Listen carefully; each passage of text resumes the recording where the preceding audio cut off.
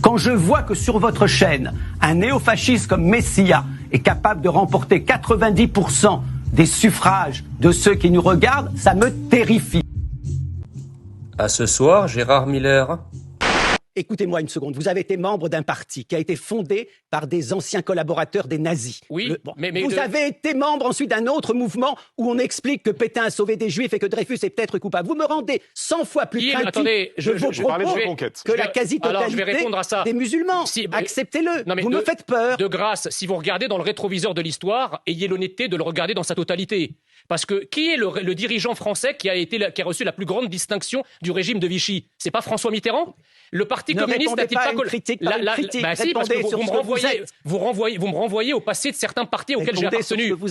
Je vous renvoie, moi, au passé de certains partis auxquels vous avez appartenu, à commencer par le Parti communiste français, que vous avez soutenu, et qui a collaboré avec les nazis jusqu'au 21 juin 1941 au soir, la veille de l'opération Barbarossa. Donc, excusez-moi, si vous voulez faire le tri dans l'histoire, moi, je regarde l'histoire dans son ensemble. Donc, un parti politique ne se résume pas à son histoire. Et vous savez qu'aujourd'hui, un grand nombre de juifs français votent pour le Rassemblement national et votent également pour le parti d'Éric Zemmour. Le parti d'Éric Zemmour, Reconquête, est arrivé en tête en Israël.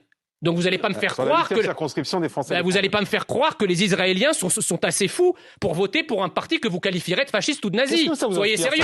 Monsieur Messia, vous ne pouvez pas admettre que vous me faites infiniment plus peur, vous, que la quasi-totalité des musulmans que je connais. Prenez ça au sérieux. Moi, vous me terrifiez. Je vous trouve effectivement... J'ai tué combien de personnes, moi? J'ai tué combien de juifs?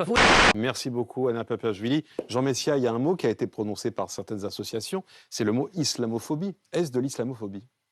Non, parce que dans l'intitulé de la question qui est posée, il n'est pas question ni d'islam ni d'aucune religion. C'est l'absentéisme le 21 avril. Alors, il se trouve qu'effectivement, le 21 avril, c'est l'Aïd musulman, donc la fête musulmane de Eid el-Fitr. Mais quand on dit, par exemple, les atteintes à la laïcité, c'est également un mot générique et personne, en tout cas spontanément, comprend la religion musulmane. Donc, vous voyez, moi, je considère que d'abord, il n'y a pas de données. S'il y a une demande qui a été formulée, il y a bien une idée derrière la tête. C'est-à-dire qu'on ne peut pas non plus nier le phénomène. Il y a aujourd'hui une réalité qui fait qu'aujourd'hui, la pratique, si vous voulez, de l'islam est beaucoup plus rigoriste en France qu'elle ne l'était il y a 40 ans. Et à cette pratique rigoriste de l'islam s'ajoute également une question du nombre. Et pour reprendre une citation d'un auteur cher à M. Miller, à partir d'un certain nombre, la quantité devient qualité. C'est bien pour ça qu'on mesure effectivement le phénomène. Alors, je veux... Allons au bout de votre idée. Si on mesure l'ampleur du phénomène, c'est pour faire quoi? Est-ce que c'est pour, peut-être, dans quelques années, rendre aussi ce jour-là férié? Je ne crois pas. Je crois qu'effectivement... Est-ce qu'il le faudrait? Paradoxalement, si vous voulez, nous sommes là dans une démarche inclusive. C'est-à-dire qu'à partir du moment où la République française, qui n'est quand même pas connue pour être un régime fascistoïde, la République française veut effectivement, à travers son école, faire de l'école un creuset, ou en tout cas maintenir l'idée que l'école est un creuset identitaire qui fabrique des citoyens français. Donc à partir du moment où vous avez des enfants qui s'excluent de ce creuset, et dans des perspectives un peu religieuses, si vous voulez, il est évident qu'il y a de quoi s'inquiéter. Et je pense que Gérard Miller sera d'accord avec moi là-dessus. C'est-à-dire que l'idée, c'est quand même que les gens ne s'auto-excluent pas de la République et ne s'auto-excluent pas du vivre ensemble. Comment peut-on prétendre... Mais on peut vous dire la même chose pour les enfants qui ne sont pas à l'école le jour de Kippour. C'est vrai, sauf que ça concerne combien de personnes ? Et ça concerne combien d'établissements? Et surtout, les enfants qui ne sont pas là le jour du Kippour, ce n'est pas non plus des enfants dont une grande majorité va par exemple refuser la minute de silence en mémoire de Samuel Paty, ne va pas refuser l'enseignement de la Shoah. Si vous voulez, il faut quand même enchasser cette initiative dans une problématique beaucoup plus large de certaines personnes, de courants, si vous voulez, qui tendent à s'auto-exclure du creuset identitaire français. Je pense que dans le mot « vivre ensemble », on ne peut pas prôner le vivre ensemble et venir se féliciter que certains s'extraient de ce vivre ensemble pour cultiver une sorte d'irrédentisme religieux, d'irrédentisme identitaire par lequel ils vivraient aux côtés de la société française et non pas à l'intérieur de la société française. Et c'est ça d'ailleurs qui explique pourquoi contrairement à ce que Gérard Miller pourrait dire, pourquoi ça ne ressemble évidemment pas à ce qui s'est passé au cours de l'occupation, parce que je vois les analogies que peut faire Gérard Miller sur la question. Mais attendez, il n'a encore rien dit. Non, mais parce que je vois à peu près, parce que c'est son obsession de toujours comparer la situation actuelle. Attendez, laissez répondre Gérard Miller. Allez-y, vous êtes anticlérical, mais vous soutenez quand même un Jean-Luc Mélenchon qui est devenu cléricalo-musulman, si j'ose dire. Est-ce que vous êtes contre le port du voile islamique, par exemple, par les femmes? Vous voulez qu'on engage le débat? Non, mais voilà, ça fait partie des sujets. Parce que vous voyez, la grande différence, et je vous le répète, c'est qu'aujourd'hui, la menace qui pèse sur les Juifs aujourd'hui de France, elle vient d'où? Non, mais qui menace les Juifs aujourd'hui en France? Point de vue, je veux bien... Attendez, qu'est-ce qu'aurait pensé votre grand-père aujourd'hui après Ilan Halimi, après Ozar Torah, après Gisèle Halimi? On n'est plus dans le même contexte, si vous voulez. On n'est plus dans les jours fériés non plus. Non, mais peut-être. Ma question était sur les jours fériés. Oui, mais alors ça, c'est très drôle.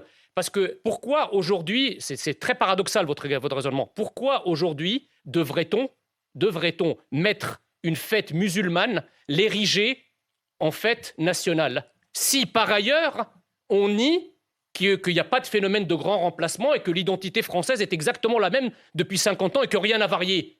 Mais si ça répond à de la demande ça veut dire de quoi millions... Si on se pose cette question... Je ne comprends pas. Ça veut dire qu'il y a beaucoup de gens ça veut dire qu'il y a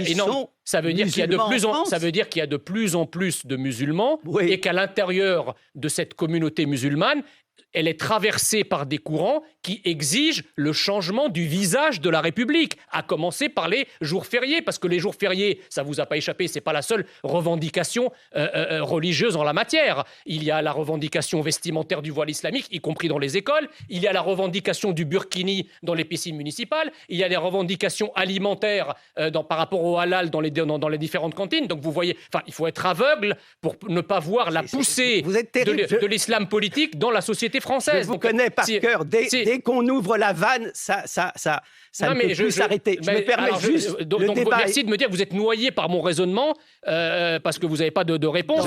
C'était pas le but. Le but, c'est juste de vous dessiller par rapport à une certaine naïveté que vous pouvez avoir sur la question. Ma réponse est très simple. C'est que dans ce pays, nous avons un certain nombre de gens qui croient et qui pratiquent des religions qui ne sont pas les miennes. Je les respecte. Je tiens compte du fait que ça me semble légitime à l'occasion que des enfants n'aillent pas à l'école le jour de la fête la plus sacrée pour eux. Et c'est autorisé d'ailleurs. C'est autorisé par l'éducation nationale. On peut s'absenter pour des fêtes religieuses, musulmanes, juives, arméniennes, orthodoxes. Madame, je me permets d'apporter une précision. Effectivement, il y a une tolérance, mais il faut la demander. Or là, si vous voulez, le culot est tel que non seulement on n'utilise pas cette petite main tendue par la République qui vous autorise à vous absenter, moyennant une autorisation préalable de le faire, on s'absente sans rien dire à personne. Et allez tous vous faire voir. C'est quand même particulier. Donc vous dites... Écoutez, il faut quand même juger les choses en dynamique. Est-ce que c'était le cas il y a quelques années? Vous savez comment ça commence.